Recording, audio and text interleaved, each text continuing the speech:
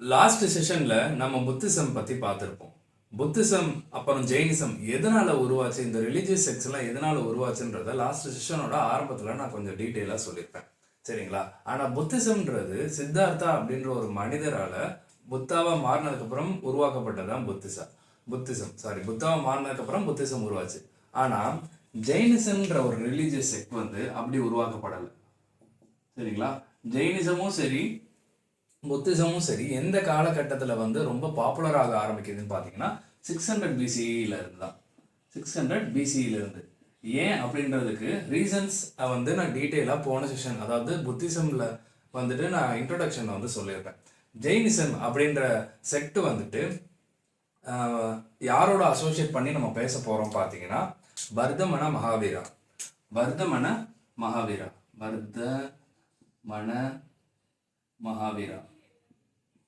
இவர் வந்துட்டு புத்தாவோட கான்டெம்பரரி தான். ஏன்னா இவர் பிறந்த ஆண்டு எப்பன்னு பார்த்தீங்கன்னா 540 பிசிஇ.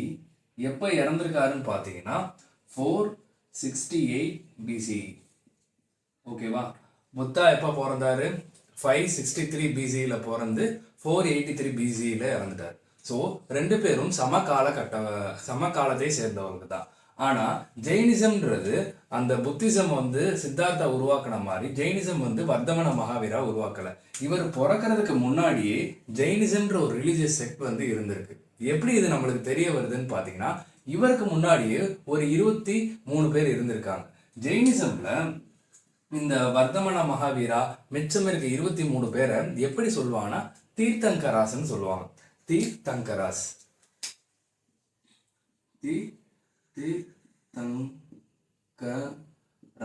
தீர்த்தங்கராஸ் அப்படின்னு சொல்லுவாங்க.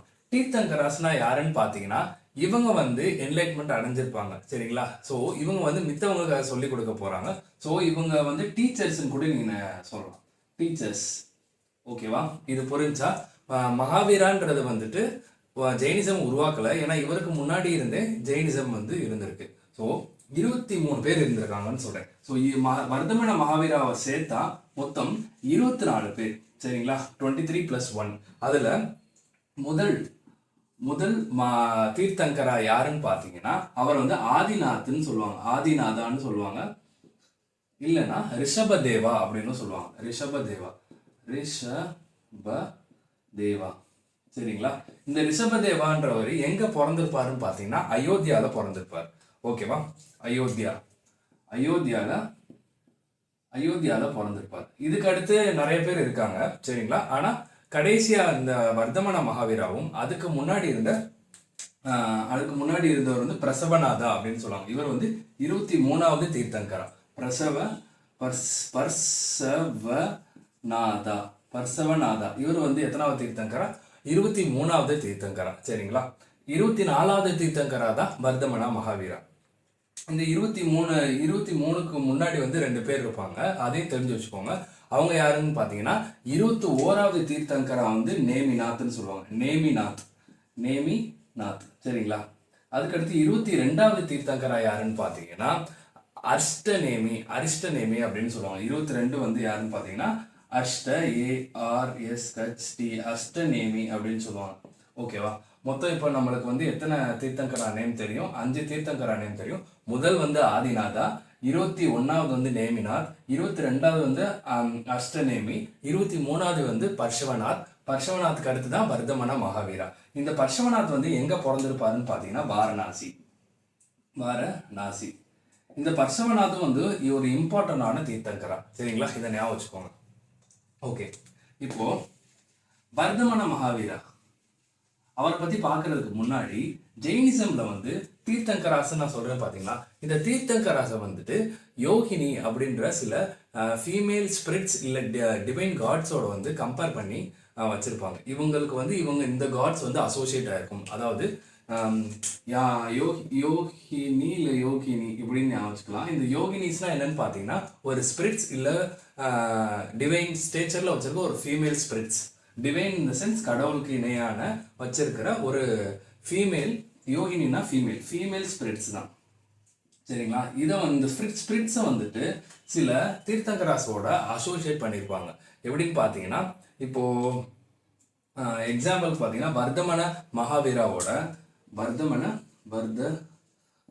மகாவீராவோட சில யோகினி ஒரு யோகினியை வந்து அசோசியேட் பண்ணியிருப்பாங்க வர்தமன மகாவீராவோட. அது என்ன யோகினி பார்த்தீங்கன்னா சித்தா இகா SIDDHAYIKA சித்தாயிக்கன்ற யோகினியை வந்துட்டு வர்தமன மகாவீராவோட அசோசியேட் பண்ணியிருப்பாங்க. அதே மாதிரி பர்சவநாத் இருக்கார்ல 23வது தீர்த்தங்கர் பர்சவநாத்தோட என்ன யோகினியை வந்து அசோசியேட் பண்ணியிருப்பாங்கன்னு பார்த்தீங்கன்னா பிரபாவதின்ற யோகினி அசோசியேட் பண்ணிப்பாங்க. ஸோ இந்த மாதிரி யோகினி அசோசியேட் பண்ற ஒரு ட்ரெடிஷன் வந்துட்டு ஜெயினிசம்ல இருந்திருக்கு. இப்போ வர்தமன மகாவீரா எங்க பிறந்தாரு, எதனால வந்து அவர் ஜெயினா மாறுறாரு அப்படின்றத ஒரு பிரீஃப் ஹிஸ்டரி மாதிரி நம்ம பார்த்துருவோம். சரிங்களா? இப்போ ஏன்னா இதை நல்லா ஞாபகம் வச்சுக்கோங்க. இதையும் நீங்கள் வந்துட்டு புத்திசமையும் கம்பேர் பண்ணி பார்த்தீங்கன்னா ரெண்டுமே ஒரே மாதிரியாக இருக்கும். ஸ்லைட்டாக ஒரு 2 டிஃப்ரென்ஸ் வரும் புத்திசமுக்கும் இந்த ஜெயினிசமுக்கும். வர்தமன மகாவீராவுக்கும் சரி, அந்த புத்திசமில் சித்தார்த்தா வந்து புத்தாவை மாறினவருக்கும் சரி, ஸ்லைட் டிஃப்ரென்ஸாக தான் இருக்கும். வர்தமன மகாவீரா வந்துட்டு எங்கே பிறக்கிறாரு அப்படின்னு பார்த்தீங்கன்னா குண்டகிராமா அப்படின்னு சொல்லுவாங்க. குண்டகிராமா இது எது பக்கத்தில் இருக்குன்னா வைஷாலி அப்படின்ற ஒரு மகாஜனபதா பக்கத்தில் இருக்கு. வைஷாலின்னு சொல்லுவாங்க. வைஷாலி பக்கத்தில் இது வந்து எங்கே இருக்குன்னா பீகாரில் இருக்கு. ஓகேவா? இந்த இடத்துல தான் வந்து பிறக்கிறாரு. இவரோட அப்பா பேர் என்னன்னு கேட்டிங்கன்னா சித்தார்த். அவங்களோட அம்மா பேர் என்னன்னு பார்த்தீங்கன்னா திரிஷலா. சரிங்களா? சித்தார்த்தா அப்புறம் வந்து திரிஷலா, TRISHLA, திரிஷலா. இவர் வந்து எந்த கிளான் அப்படின்னு பார்த்தீங்கன்னா ஞாட்ரிகா கிளான், JNATRIKA ஞாட்ரிகா கிளானை சேர்ந்தவர். இந்த திரிஷலா யாருன்னு பார்த்தீங்கன்னா எப்படி சொல்றது, செட்டக்கா அப்படின்னு ஒரு ரூலர் இருப்பார். அந்த ரூலரோட தங்கச்சி தான் திரிஷலா. அந்த செட்டக்காக்கு ஒரு பொண்ணு இருக்கும், செல்லனா அப்படின்னு. செட்டக்காக்கு ஒரு பொண்ணு இருக்கும், செல்லனா அப்படின்னு. இந்த செல்லனா வந்து பிம்பிசாரா அப்படின்ற ஹரியங்கா டைனாசிட்டியோட ஒரு ரூலருக்கு இவர் கட்டி கொடுத்திருப்பார். ஸோ இதன் மூலியமா வர்தமன மகாவீரா வந்துட்டு மகதாவோடய அசோசியேட் ஆயிருக்காரு. மகதா அப்படின்றது என்னன்னு பார்த்தீங்கன்னா ஒரு கிங்டம். அப்போ இருந்த மகாஜனபதாலே பெரிய மகாஜனபதா எதுன்னு பார்த்தீங்கன்னா மகதா. சரிங்களா? மகாஜனபதா தான் ஒன்றும் கிடையாது, மகாஜனபதான்னு பிரிங்க. ஜனபதானா நான் ஏற்கனவே டெரிட்டரி அப்படின்னு சொல்லியிருக்கேன். டெரிட்டரி மகாஜனபதா பெரிய டெரிட்டரி, அப்போ பெரிய கிங்டம், அவ்வளோதான். சரிங்களா? ராஷ்டிரான்னு கூட நீங்கள் வச்சுக்கலாம். ராஷ்டிரான்னு நம்ம வந்து எதில் பார்த்துருப்போம்னா அந்த வேதிக் பீரியட் முடியிறப்ப நம்ம ராஷ்டிரானா என்னன்னு பார்த்துருப்போம். அங்கே இருந்து தான் இந்த ஜனபதாசம் தொடங்குது. அதை பார்த்தீங்கன்னா ஒரு கிளாரிட்டி கிடைக்கும். ஜனபதானா என்ன, ராஷ்டிரானா என்ன அப்படின்றது. சரிங்களா? இப்போ செல்லனா வந்து பிம்பிசாரா அப்படின்ற ஒரு ஹரியங்கா டைனாசிட்டியோட மன்னரை கட்டி கொடுத்ததுனால வர்தமன மகாவீரா வந்துட்டு மகதாவோட ஒரு லிங்க்ல இருக்காரு அப்படின்ற மட்டும் ஞாபகம் வச்சுக்கோங்க. சரிங்களா? இவங்க வர்தமன மகாவீரா வந்து அவருக்கு வந்து ஒரு ஒய்ஃப் இருந்திருக்காங்க. அவங்க பேர் என்னன்னா யசோதா. ஆனா நீங்க புத்திசம் பார்க்கும்போது பார்த்துருப்பீங்க, அங்க இருந்த சித்தார்த்தாவோட ஒய்ஃப் வந்து பேர் வந்து யசோதரா. இவங்க பேர் வந்து யசோதா. சரிங்களா? யசோதா. இவங்களுக்கு ஒரு பொண்ணு வராங்க. அவங்க பேர் என்னன்னு பார்த்தீங்கன்னா அனோஜ பிரியதர்ஷினி வச்சுக்கோங்க. சரிங்களா? வர்தமன மகாவீராவோட ஒய்ஃப் பேர் வந்து யசோதா. அவங்களுக்கு வந்து ஒரு டாட்டர் வராங்க. அவங்க பேர் என்னன்னா பிரியதர்ஷினி. சரிங்களா? இந்த பிரியதர்ஷினி அப்படின்றவங்க வந்துட்டு ஜமாலி அப்படின்ற ஒருத்தவங்களுக்கு வந்து கட்டி கொடுப்பாங்க. கடைசியில் பார்த்தா இந்த ஜமாலி அப்படின்னு நான் சொல்றேன் பார்த்தீங்களா, இவர் வந்து one of the disciple of Vardhamana மகாவீராவா மாறுவார். அதாவது சீடரா, அதாவது அவருக்கு கீழே வர்தமன மகாவீராவுக்கு கீழே ஒரு ஆளா மாறுறது வந்து ஜமாலி. அவர் தான் ஃபர்ஸ்ட் மாறுவார். சரிங்களா? இது வந்து அவரோட ஃபேமிலி ஸ்ட்ரக்சர். ஓகேவா? இவர் வந்து எந்த கிளானை சேர்ந்தவர், ஞாட்ரிகா கிளான். இவங்களும் ஒரு சத்திரிய வம்சத்தை சேர்ந்தவர்கள் தான். ஓகேவா? ஓகே. இப்போ வர்தமன மகாவீரா வந்துட்டு எப்போ வந்து இந்த முடிவு எடுக்கிறாரு தான் வந்து ஒரு துறவர வாழ்க்கையை மேற்கொள்ளணும், பிலாசபிக்கலாக எல்லாத்தையும் பார்க்கணும் அப்படின்னு பார்த்தீங்கன்னா அவங்க அப்பா இறக்குறாரு. யாரு? சித்தார்த்தா இறக்குறாரு. சித்தார்த்தா இறந்ததுக்கு அப்புறம் இவர் வீட்டை விட்டு வெளியே போறாரு. அப்போ வீட்டை விட்டு வெளியே போகும்போது அவருக்கு வயசு வந்து 30.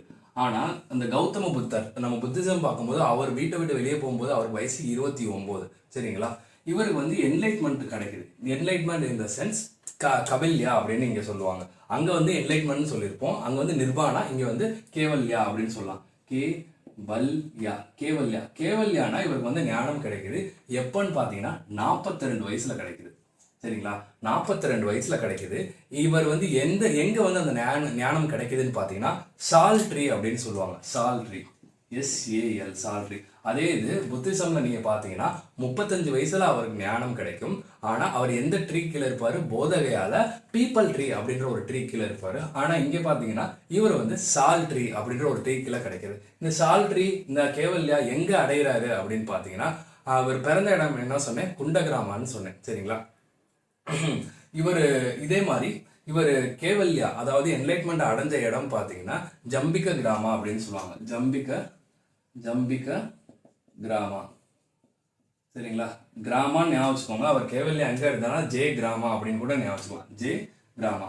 ஏன் நான் வந்து இந்த மாதிரி ஷார்ட்டா ஞாபகம் வச்சுக்க சொல்றேன்னா அந்த வேர்டு வந்து எதுல ஆரம்பிக்குன்னு தெரிஞ்சா போதும். ஏன்னா கொஸ்டின் பேப்பர்ல சூஸ் த ஆன்சர்ல வந்து அது இருக்க தான் போகுது. அதை நீங்க பார்த்து ஓகே இது கிடையாது இதுதான் அப்படின்றத நீங்க தெளிவுபடுத்திக்கிட்டா மட்டும் போதும். அதை ஃபுல்லா ஞாபகம் வச்சுக்கிறன்ற பேர்ல நிறைய ஃபேக்ட்ஸ் ஹிஸ்டரியில வந்து நீங்க மனப்பாடம் பண்ண வேண்டியதா இருக்கும், மெமரைஸ் பண்ணி வச்சுக்க வேண்டியதா இருக்கும். அந்த மாதிரி கட்டத்துல எல்லா வேர்டும் நீங்க லைன் பை லைன் வந்து ஞாபகம் வச்சுக்கிறது ரொம்ப கஷ்டமான விஷயம். ஜெயில ஆரம்பிக்கும் திருப்பி பார்த்துட்டே இருந்தீங்கன்னா கூட உங்களுக்கு ஜம்பிக கிராமா அப்படின்றது ஞாபகம் வரும்.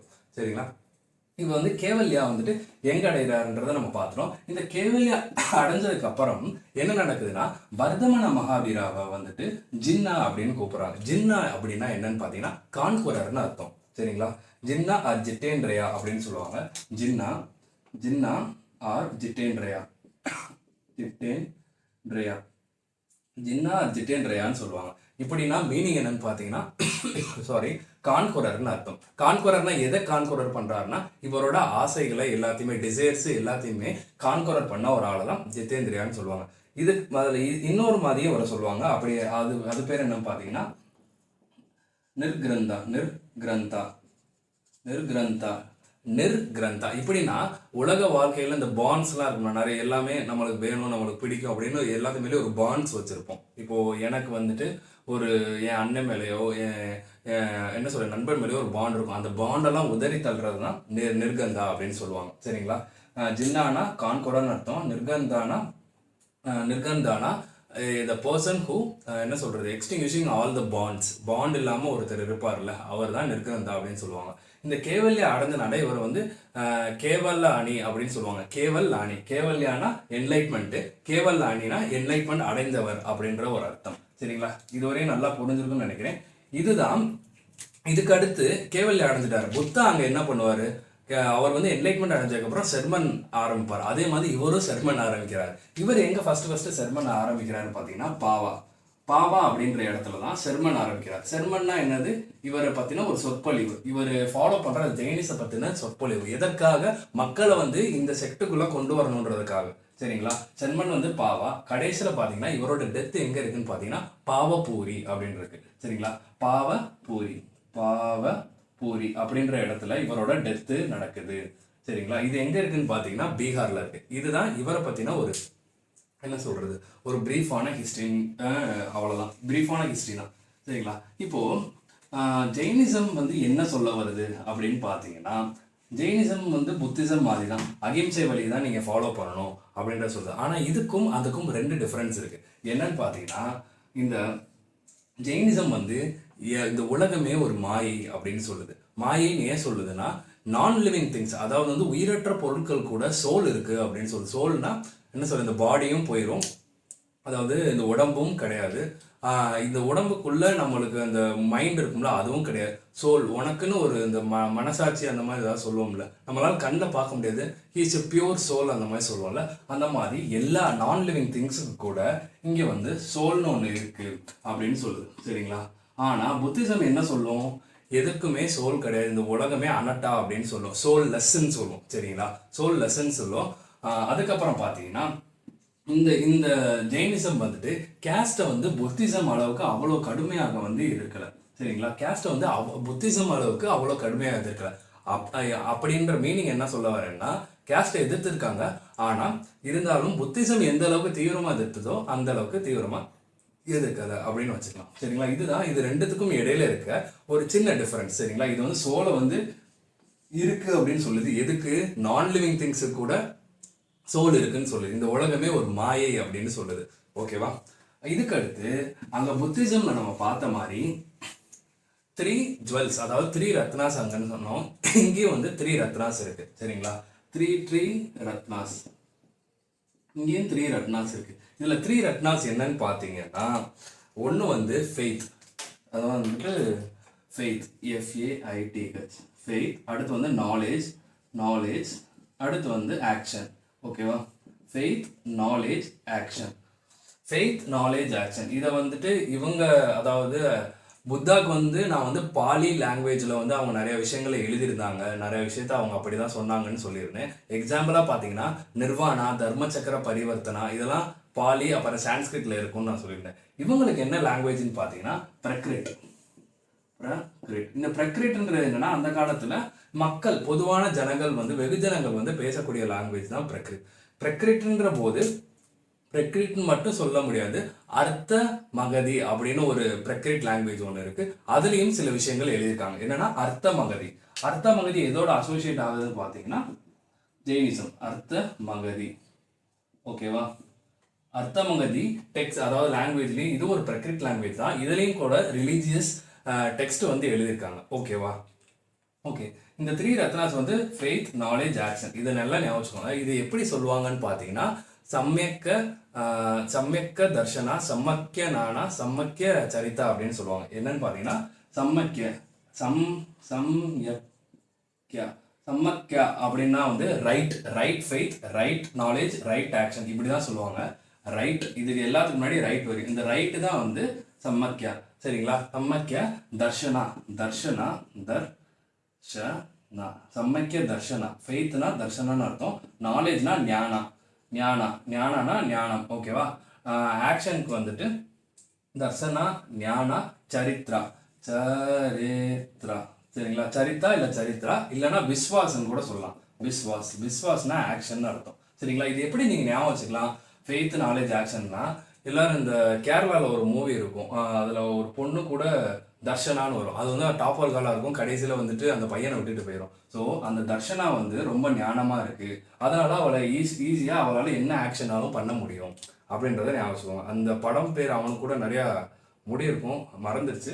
பட் அதோட அந்த தர்ஷனான்னு ஒரு பாட்டு கூட வரும். தர்ஷனாக்கு நிறைய ஞானம் இருக்குது, அந்த ஞானத்தினால அவர் நிறைய ஆக்ஷன் பண்ணுறா அப்படின்னு ஞாபகம் வச்சுக்கோங்க.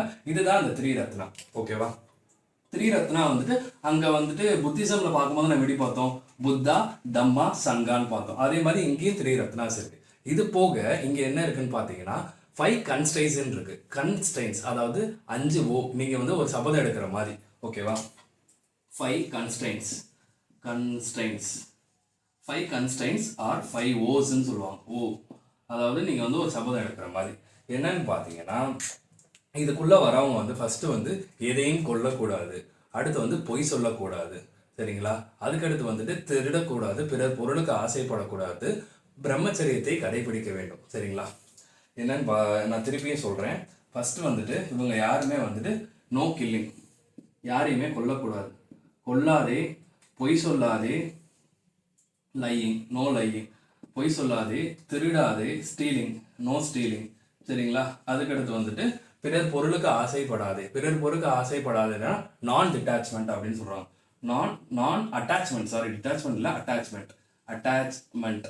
பிறர் பொருளுக்கு ஆசைப்படாதே, பிரம்மச்சரியத்தை கடைபிடிக்க வேண்டும். ஏன்னா நீ வந்து ஒரு அசட்டிக்கான லைஃப் வாழணும், எல்லாத்தையும் துறந்துட்டு ஒரு செலிபசி லைஃப் வாழணும், எதுவுமே வேணாண்ட செலிபசி லைஃப் வாழணும். ஆனா அங்க நீங்க புத்திசம் இதோட கம்பேர் பண்ணீங்கன்னா அங்கேயும் வந்துட்டு நீங்க பெனன்ஸ் பண்ணணும், அதாவது தவம் பண்ணணும், எல்லாமே சொல்லியிருப்பாங்க. ஆனா இந்த மாதிரி ரொம்ப எக்ஸ்ட்ரீமான ஒரு லைஃபும் வாழணும் அப்படின்னு சொல்லியிருக்காங்களான்னு கேட்டா கிடையாது. ஏன்னா லக்ஸரியஸான லைஃபும் நீங்க வாழ வேணாம், ரொம்ப கஷ்டமான லைஃபும் வாழ வேணாம், எதுக்கும் நீங்க மிடில் பாத்லேயே போங்கன்னு சொல்லியிருப்பாங்க அங்க புத்திசம்ல. ஆனா இங்க அப்படி கிடையாது, நீங்க அசட்டிக் லைஃப் தான் வாழ்ந்து ஆகணும். சரிங்களா? நோ கில்லிங், லையிங், ஸ்டீலிங், நான் அட்டாச்மெண்ட். அதுக்கடுத்து வந்து என்னன்னா பிரம்மச்சரியத்தை கடைபிடிக்க வேண்டும், பிரம்மச்சரியத்தை கடைபிடிக்க வேண்டும் அப்படின்னு சொல்லுவாங்க. இதை வந்து நோ கில்லிங்னா அஹிம்சான்னு சொல்லுவாங்க. அஹிம்சா. அடுத்து வந்து அஹிம்சா. அஷ்டயானா தான் ஸ்டீலிங், சாரி, அஷ்டயானா ஸ்டீலிங், அஷ்டயானா ஸ்டீலிங். நான் அட்டாச் பண்ணா அப்பரிகிரகா, பிரம்மச்சரியானா பிரம்மச்சரியா தான், சரிங்களா? பிரம்மச்சரியா, ஓகேவா? பிரம்மச்சரியா.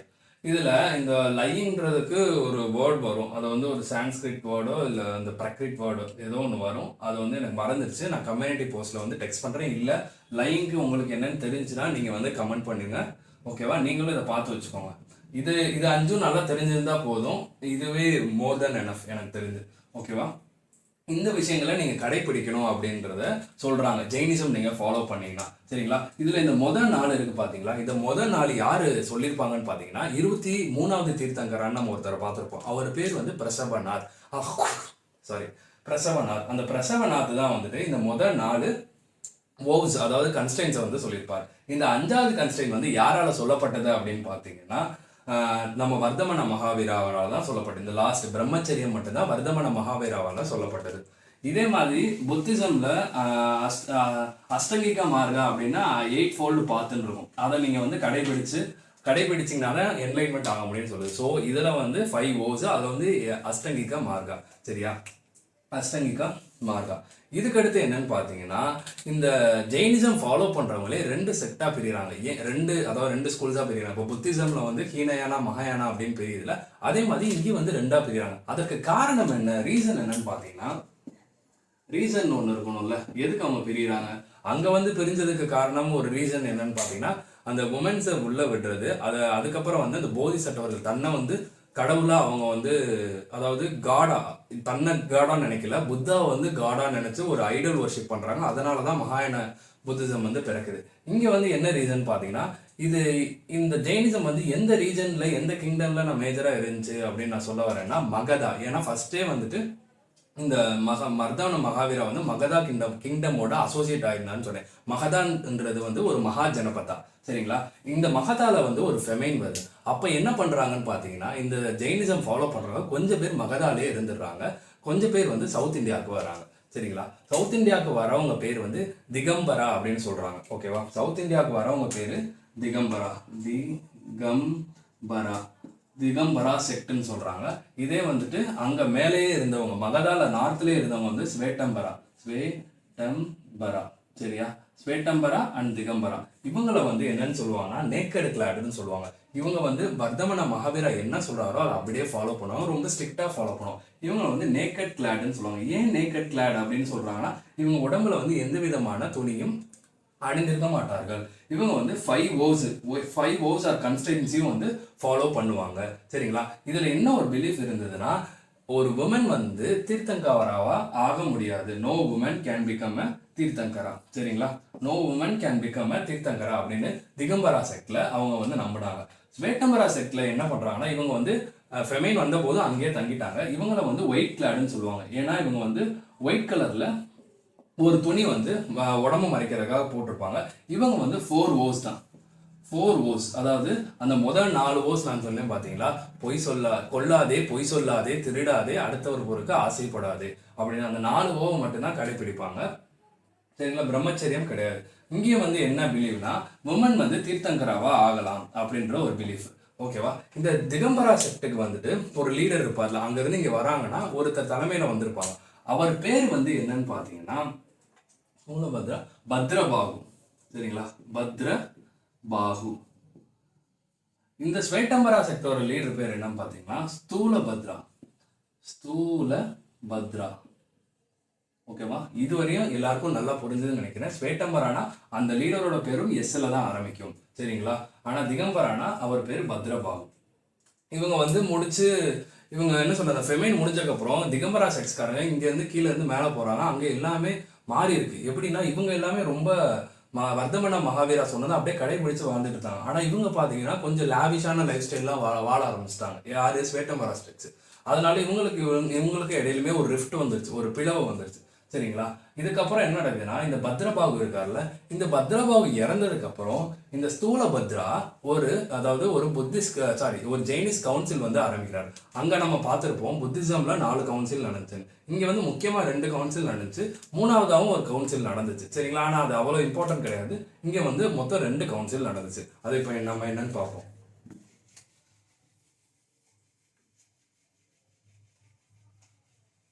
ஓகே, 2 கவுன்சில் நடந்துச்சுன்னு சொன்னேன். ஃபர்ஸ்ட் கவுன்சில் வந்துட்டு எங்க எங்க நடக்குது அப்படின்னு பார்த்தீங்கன்னா, first council okay, first council and second council. First council எந்த காலகட்டத்தில் நடக்குதுன்னு பார்த்தீங்கன்னா 3rd BC அப்படின்ற BCE அப்படின்னு வச்சுக்கோங்க.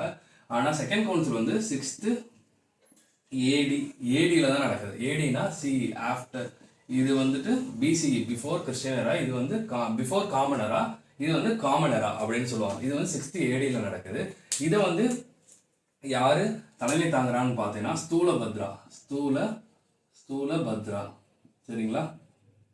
இதை வந்து யாரு தலைமை தாங்குறான்னு பார்த்தீங்கன்னா டிஆர் ரமணா அப்படின்னு ஒருத்தர் இருப்பாரு. டிவி ரமணா.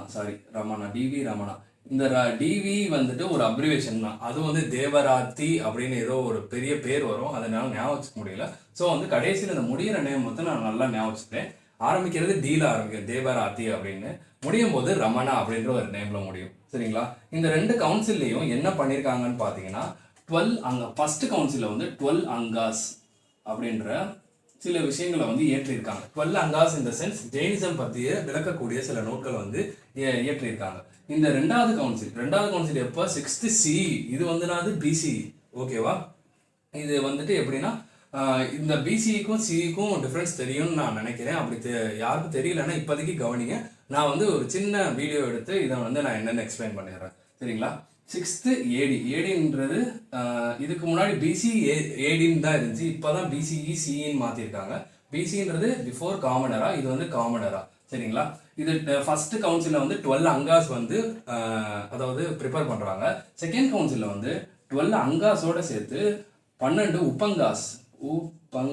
உப்பங்காஸும் வந்துட்டு சேர்த்துக்கிறாங்க. சரிங்களா? அதாவது வந்து கம்பைல் பண்ணுறாங்க. இது போக 3rd கவுன்சில் எங்கே நடக்கும்னு பார்த்தீங்கன்னா 3rd கவுன்சில் வந்து வைஷாலியில் நடக்கும். வைஷாலி அப்படின்னு சொல்லுவாங்க. வைஷாலி நடக்கும். அங்கே என்ன நடக்குன்னா ரிலீஜியஸ் டெக்ஸ்ட் வந்து உருவாக்குவாங்க. அந்த ரிலீஜியஸ் டெக்ஸ்ட் நேம் வந்து என்ன பார்த்தீங்கன்னா அகமாஸ். ஓகேவா? இது நல்லா புரிஞ்சுன்னு நினைக்கிறேன். 3rd கவுன்சில் வந்து வைஷாலியில் ஆரம்பிப்பாங்க. இந்த 6th ADயில் நடந்த செகண்ட் கவுன்சிலும் வைஷாலியில் தான் நடக்கும். இந்த ஃபர்ஸ்ட் கவுன்சில் வந்து பாட்னாவில் நடக்கும். ஃபர்ஸ்ட் கவுன்சில் பாட்னாவில் நடக்கும், செகண்ட் கவுன்சில் வைஷாலியில் நடக்கும், 3rd கவுன்சிலும் வந்து வைஷாலியில் தான் நடக்கும். ஓகேவா? இது புரிஞ்சிருக்கும்னு நினைக்கிறேன். ஃபர்ஸ்ட் கவுன்சிலில் 12 அங்காஸ், செகண்ட் கவுன்சிலில் 12 அங்காஸ் ப்ளஸ் உப்பங்காஸ், 3rd கவுன்சில் வந்து அகமாஸ் அப்படின்ற ரிலீஜியஸ் டெக்ஸ்ட் வந்து உருவாக்குவாங்க. ஓகே, இந்த நான் என்ன சொன்னேன், அங்கே என்ன சொல்லியிருப்பேன்னா ஹீனயானா புத்திசம் மகாயானா புத்திசம் வந்து திரும்பி 2ஆ பிரியும் அப்படின்னு சொல்லியிருந்தேன். ஹீனயானா புத்திசம் வைபேஷிகா அந்த சவுந்தரநந்தி அப்படின்னு பிரியும். கீழே அந்த மகாயானா புத்திசம் எப்படி பிரியும்னு பார்த்தீங்கன்னா யோகாச்சார் மத்தியமிகா அப்படின்னு 2ஆ பிரியும்னு சொல்லியிருந்தேன். அதே மாதிரி இந்த திகம்பரா செக்டும் ஸ்வேதம்பரா செக்டும் டிவிஷன்ஸ் ஏற்படுது. அந்த ஃபர்ஸ்ட் வந்து திகம்பரா செக்ட் வந்து எப்படி பிரியுது? திகம்பரா செக்ட் வந்து எப்படி பிரியுதுன்னு பார்த்தீங்கன்னா பிஸ்பந்தி, அடுத்து தேராபந்தி, அடுத்து வந்து தாராபந்தி அப்படின்னு பிரியுது. சரிங்களா? இது என்ன டிஃபரன்ஸு அப்படின்னு பார்த்தீங்கன்னா இந்த பிஸ்பந்தி இருக்கு பார்த்தீங்களா, இதில் வந்து ஐடல் வர்ஷிப் இருக்கும். இதுலேயும் தேராபந்திலையும் ஐடல் வர்ஷிப் இருக்கும். பிஸ்பந்திலையும் சரி தேராபந்திலையும் சரி ஐடல் வர்ஷிப்னா உருவ வழிபாடு இருக்கும்னு நான் சொல்கிறேன். ஐடல் வர்ஷிப் இருக்கும். இவங்க 2 பேரும் யாரை ஐடலாக வர்ஷிப் பண்ணுவாங்கன்னு பார்த்தீங்கன்னா தீர்த்தங்கராஸ் 2 பேருமே வந்து தீர்த்தங்கராஸ் வந்து வர்ஷிப் பண்ணுவாங்க. ஆனால் இவங்க வந்து எப்படி வர்ஷிப் பண்ணுவாங்கன்னு பார்த்தீங்கன்னா ஃப்ளவர்ஸ் அண்ட் ஃப்ரூட்ஸை வச்சு வர்ஷிப் பண்ணுவாங்க. யாரு? பிஷ்பந்தீஸ். ஆனால் தேராபந்தீஸ் எப்படி வர்ஷிப் பண்ணுவாங்கன்னு பார்த்தீங்கன்னா காஞ்சு போன சில விஷயங்களை வச்சு ட்ரை ஃப்ரூட்ஸ் அண்ட் சீட்ஸை வச்சு இவங்க இந்த தேராபந்தீஸ் வந்துட்டு வர்ஷிப் பண்ணுவாங்க. இவங்க எதை வச்சு பண்ணுவாங்க? ஃப்ரூட்ஸு எல்லாமே வந்து ஃப்ரெஷ்ஷாக இருக்கும். இவங்க வந்து ட்ரையாக இருக்கிறத வச்சு இவங்க வந்துட்டு என்ன சொல்கிறது வர்ஷிப் பண்ணுவாங்க. இதுக்கப்புறம் வந்து பட்டக்காராஸ்ன்னு ஒருத்தவங்க இருப்பாங்க. அவங்களையும் வந்து இவங்க ஐடல் வர்ஷிப் பண்ணுவாங்க. யாரு? பிஷ்பந்தீஸ். பீனால ஆரம்பிக்குது, அப்போ பட்டக்காராஸ்ன்றத ஞாபகம் வச்சுக்கோங்க. பிஷ்பந்தீஸ் வந்து பீல ஆரம்பிக்குது. இவங்க வந்து யாரை ஐடல் வர்ஷிப் பண்ணுவாங்கன்னா பட்டக்காராஸ் அப்படின்றவங்க வந்துட்டு இவங்க வந்து வர்ஷிப் பண்ணுவாங்க. ஆனால் தேராபந்தீஸ் வந்து இவங்கள வர்ஷிப் பண்ண மாட்டாங்க. இதுதான் இவங்களுக்கு இடையில இருக்க டிஃப்ரென்ஸ். ஐடல் வர்ஷிப் 2 பேருக்குமே இருக்கும். 2 பேருமே தீர்த்தங்கராசை வர்ஷிப் பண்ணுவாங்க ஐடலா. ஆனால் பத்தக்கராஸ் வந்து பிஷ்பந்தீஸ் மட்டும்தான் பண்ணுவாங்க. தேராபந்தீஸ் வந்துட்டு பண்ண மாட்டாங்க பத்தக்கராஸ். ஓகேவா? இது வந்து திகம்பரா செக்ட் கீழே இருக்க சில டிவிஷன்ஸ். அதே மாதிரி செக்ல வந்து சில டிவிஷன்ஸ் இருக்கு. அது வந்து ஸ்தானக்வாசி அப்படின்னு சொல்லுவாங்க. அடுத்து மூர்த்தி பூஜா, அடுத்து வந்து அங்க ஒரு தேராபந்தி இருக்கும். என்னன்னு பாத்தீங்கன்னா ஃபர்ஸ்ட் வந்து ஸ்வேதம்பரா செக்ட். ஸ்வேதம்பரா செக்ட் என்ன எப்படி இருக்கும்னு பார்த்தீங்கன்னா அங்கே வந்து ஸ்தானக்வாசின்னு சொல்லுவாங்க. அதுக்கடுத்து வந்து யாருன்னு பார்த்தீங்கன்னா மிர்த்தி பூஜா அப்படின்னு சொல்லுவாங்க. அடுத்து தேராபந்தி. ஓகேவா? இந்த இந்த விஷயங்கள் ஞாபகம். ஸ்தானக்வாசினா என்னன்னு பார்த்தீங்கன்னா ரெண்டு பேருமே ஐடல் வர்ஷிப் தான் பண்ணுவாங்க. ஆனா ரெண்டு பேருமே ஐடியல் வர்ஷிப் பண்ண மாட்டாங்க. இவங்க ஸ்தானக்வாசின்றவங்க செயின்ஸை வந்து கும்பிடுவாங்க. ஜெயினிஷ் செயின்ஸ் இருப்பாங்கல்ல, ஸ்தானக்னா செயின்ஸ் ஞாபகம். முதல் வேர்டு செயின்ஸ், எஸ்ல அதான் ஆரம்பிக்கும். அடுத்து மூர்த்தி பூஜான்றவங்க ஐடல் வர்ஷிப் பண்ணுவாங்க. டெம்பிள்ல வந்து ஐடல் வர்ஷிப் பண்ணுவாங்க. இவங்க வந்து செயின்ஸை வந்து வழிபடுவாங்க. அதுக்கப்புறம் இந்த ஸ்தானக்வாசின்றவங்க என்ன பண்ணுவாங்கன்னா முகத்துல முகப்பூத்தி அப்படின்னு மவுத்துக்கு மேல ஒரு விஷயத்த வந்து கட்டியிருப்பாங்க. ஸ்தானக்வாசி முகப்பூத்தி அப்படின்னு. ஆனா இந்த மிர்த்திக் பூஜா அப்படின்றவங்க வந்துட்டு மிர்த்திக் பூஜா வந்து முகப்பூத்தி வந்து அணிஞ்சிருக்க மாட்டாங்க. இந்த ஸ்தானக்வாசி மாதிரியே தான் தேராபந்தியும் இருப்பாங்க. யாருன்னா செயின்ஸை தான் கும்பிடுவாங்க. அதே மாதிரி முகப்பூத்தி அப்படின்றத வாய்க்கு மேல போத்திருப்பாங்க. ஓகேவா? இதுதான் இவங்களுக்கு இடையில இருக்க டிஸ்டன்ஸ். முகப்பூத்தின்றது வாய்க்கு மேல போத்துறது. அது ஸ்தானக்வாசியும் தேராபந்தியும் மட்டும்தான் பண்ணியிருப்பாங்க அப்படின்றத ஞாபகம் வச்சுக்கோங்க. ஓகேவா? இது போக ஜெயினிசம் அப்படின்னு நீங்க பாத்தீங்கன்னா இன்னைக்கு லெவல்ல வந்துட்டு ரொம்ப சின்ன ஸ்பேஸ்ல தான் இந்தியாவில் இருக்கு. ஃபாரின்லயும் சின்ன ஸ்பேஸ்ன்னு சொல்ல முடியாது. சில இந்த சவுத் ஈஸ்ட் ஏஷியா, அப்புறம் சைனா, அந்த மாதிரி இடத்துங்கள்லாம் நிறைய இருக்கு. இதுல முக்கியமான விஷயம் நீங்க என்னன்னு பாத்தீங்கன்னா சில டேர்ம்ஸ் அண்ட் டெர்மினாலஜிஸ் இருக்கு. என்னன்னு பாத்தீங்கன்னா சல்லக்கேனா அப்படின்னு சொல்லுவாங்க. சல்லக்கேனா அப்படின்னா என்னன்னு பாத்தீங்கன்னா சல்லக்கேனா அந்த ஜெயின் துறவி வந்துட்டு எதுவுமே சாப்பிடாம இருந்து சாவார். சரிங்களா? இது கிட்டத்தட்ட ஒரு சூசைட் மாதிரி. எதற்காகனா அது அவங்க ட்ரெடிஷன்ல ஒரு வழக்கம். சல்லக்கேனா அப்படின்றது ட்ரெடிஷன்ல ஒரு வழக்கம்.